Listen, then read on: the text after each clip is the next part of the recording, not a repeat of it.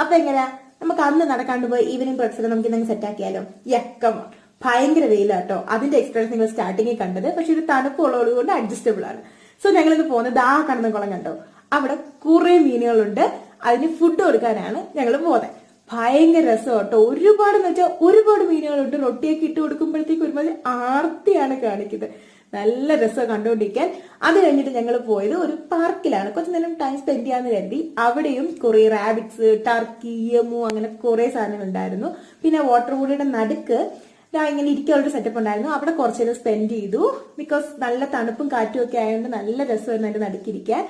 പിന്നെ ഇവിടെ ഹരിതാപം പച്ചപ്പും ഒക്കെയാണ്. അതുകൊണ്ട് നമുക്ക് ഭയങ്കര ഫണ്ണാട്ടോ. ഇവിടെ നല്ല രസം ടൈം സ്പെൻഡ് ചെയ്യാൻ. ദെൻ കോഫി പോയി കുടിച്ചു. അത് കഴിഞ്ഞ് സ്നാക്സ് കഴിച്ചു. അത് കഴിഞ്ഞിട്ട് മാർക്കറ്റിൽ പോയി കുറച്ച് വെജിറ്റബിൾസ് ഒക്കെ വാങ്ങാനുണ്ടായി. അത് പോയി വാങ്ങിച്ചിട്ട് പിന്നെ ഞങ്ങൾ തിരിച്ച് വീട്ടിൽ പോയി. So that's my evening vlog. Bye bye.